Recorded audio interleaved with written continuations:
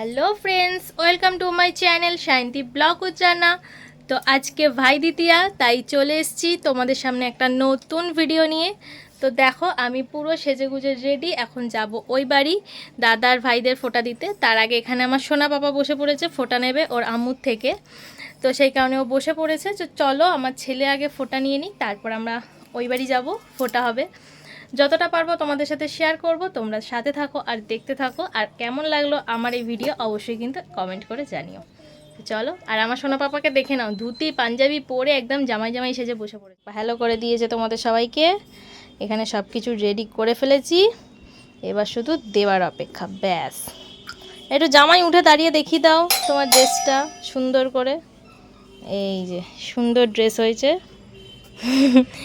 একদম জামাই জামাই। তো চলো সাথে। তো বন্ধুরা, দেখতেই পাচ্ছ আমার সোনা পাপা বসে পড়েছে, আর মিষ্টি মিষ্টি সব আমি রেডি করে দিয়েছি। ওর আম্মু এসে শুধু ওকে ফোঁটা দেবে, আর ওর আম্মু এসে গেছে ওকে ফোঁটা দেওয়ার জন্য।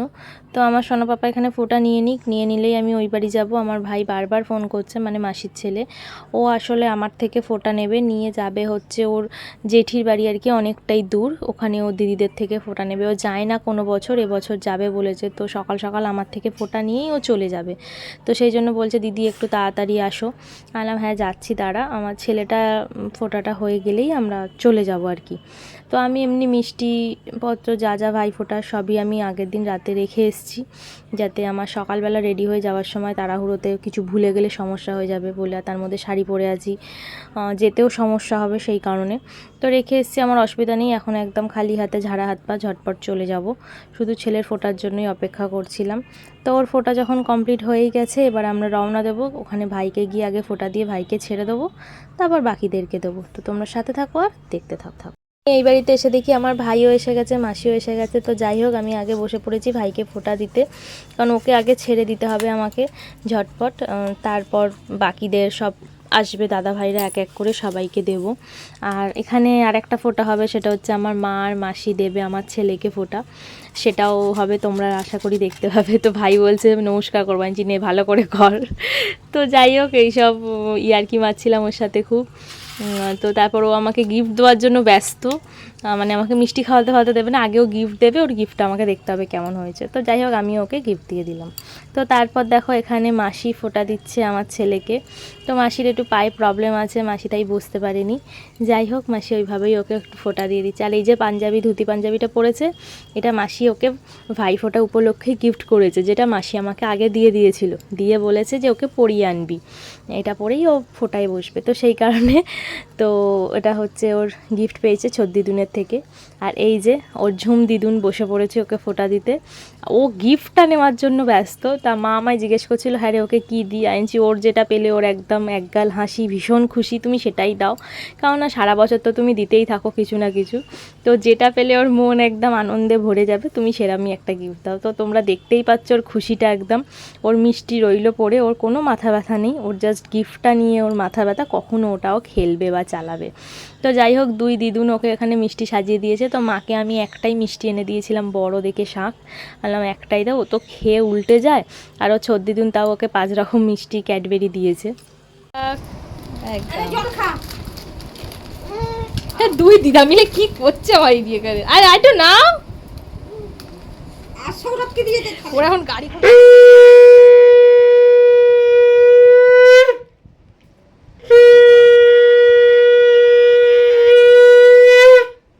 ভালো দিনে পড়েছে না।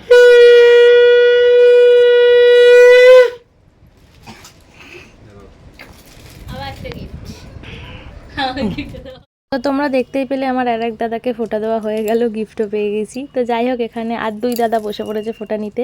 তো বাবলা দাকে যাকে ফোঁটা দিচ্ছি এখন, তোমরা তাকে আমার ভিডিওতে বহুবার দেখেছো, এবং কে হয় কি বৃত্তান্ত তোমরা সবই জানো ফোঁটা দিয়ে। আর এই দাদাটা হচ্ছে পুরোই নতুন, মানে বাবলাদার সাথেই আমাদের বাড়ি আসে। তো দাদাটা এখানে একাই থাকে, আমি বলেছি চলো তোমাকেও আমি এবছর ফোঁটা দেবো। তো সেই উপলক্ষে ফোঁটা দেওয়া দাদাটাকে, একটা নতুন দাদা পেয়েছি এই যা বলতে পারো।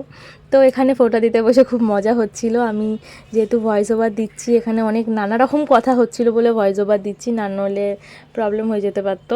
তো খুব মজা হচ্ছিল এখানে ফোঁটা দেওয়া নিয়ে। তো যাই হোক, চলো আমি বাবলাদাকে, আর বাবলাদার একটু পায়ে ব্যথা আর কি, চোট পেয়েছে, যেহেতু জানোই তোমরা প্র্যাকটিস করায় ফুটবলের কোচ, তো সেই কারণে একটু পায়ে ব্যথা পেয়েছে, বসতে পারছে না, আর বলছে ঝটঝট আমাকে ছেড়ে দাও, আমি আগে উঠে যাই। তো যাই হোক, এখানে যেহেতু ফটোশ্যুট হবে বলে নানা রকমভাবে এটা করছে ওটা করছে, বলছে এইভাবে ফটো তোলো ওইভাবে তোলো, মানে খুবই মজা হচ্ছিল আর কি আর বলবো। যাই হোক, তো এখানে দুই দাদাকে ফোঁটা দিয়ে দিলাম। আর দুঃখের কথা, আমার নিজের দাদাই এবারে ছিল না, ও মামা বাড়ি চলে গিয়েছিল, তাই ওকে আর দেখাতে পারলাম না তোমাদের কাছে। তো যাই হোক, ফোটার পর এবার হচ্ছে গিফট আদান প্রদানের পর্ব চলছিল, আর ফটো তোলা হচ্ছে, ভীষণ মজা করছি আমরা। আর আমার ছেলে এসে এখানে দুষ্টুমি তো করেই যাচ্ছে ওর জেঠুর সাথে, মানে ও জেঠু থাকলে ওর আর কাউকে লাগে না। দেখো কত বড় একটা গিফট পেলাম। তো চলো আবার আসছি।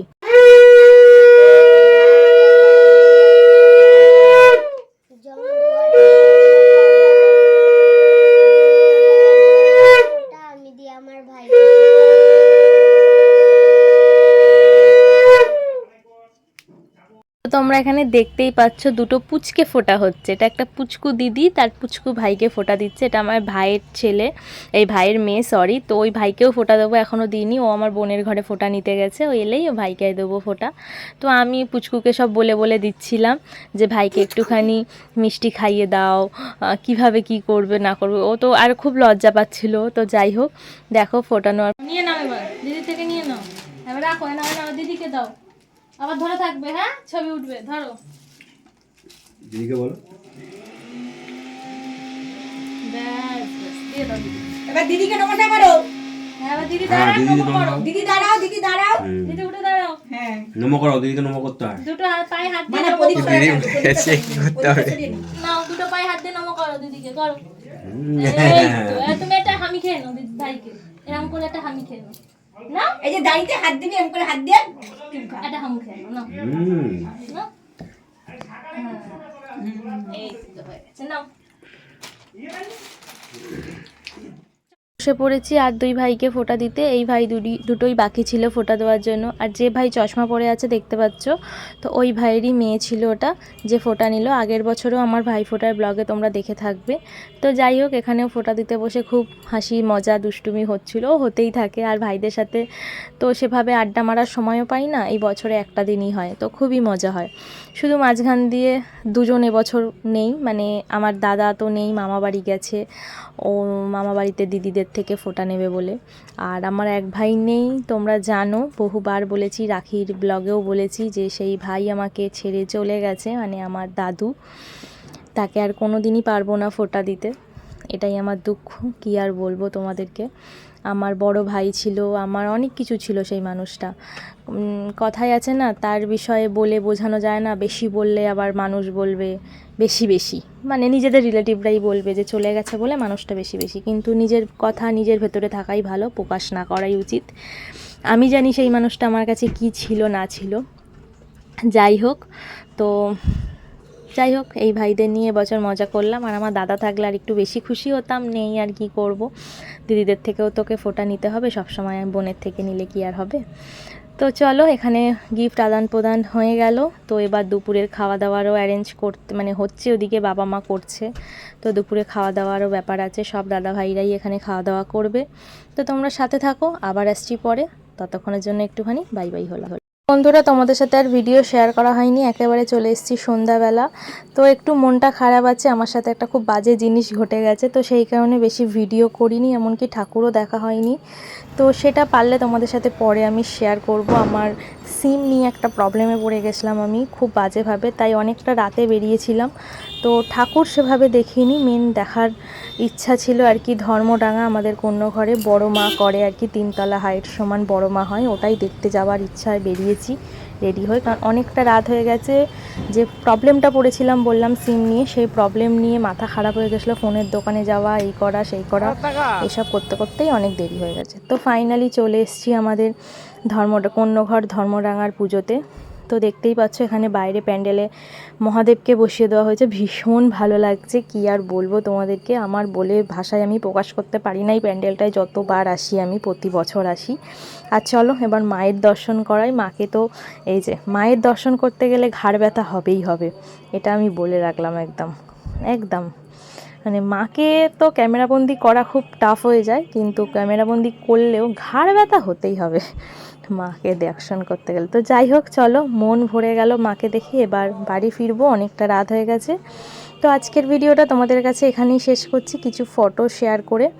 আর একটা প্যান্ডেল যাওয়ার পথে এই যে পড়েছে, সেখানেও একটুখানি ভিডিও শ্যুট করে নিচ্ছি। তো এখানে গিয়ে আবার একজন পরিচিতদের সাথে দেখা হয়ে গেছিলো, তাদের সাথে বসে অনেকক্ষণ কথা বলছিলাম। ওই যে দেখতেই পাচ্ছ তোমরা, আমার হাজব্যান্ড আর ছেলে ওখানে বকবক করছে। তো যাই হোক, এই প্যান্ডেলটা দেখে, এটাই ওই কন্যঘরেরই ওইদিকে রাস্তা, আমি ঠিক বলতে পারবো না, জায়গার নাম জানি না এক্স্যাক্ট। তো যাই হোক, এখানে ওই যে পুতুল করে যেটা করেছিল আর কি, দেখায় না, খেলা দেখায়, সেই পুতুলের যেটা। আর এই যে প্রতিমাও দর্শন করিয়ে দিলাম তোমাদের। তো চলো, আজকের ভিডিওটা এখানেই শেষ করলাম, আবার আসবো নতুন ভিডিও নিয়ে। Tata, bye bye.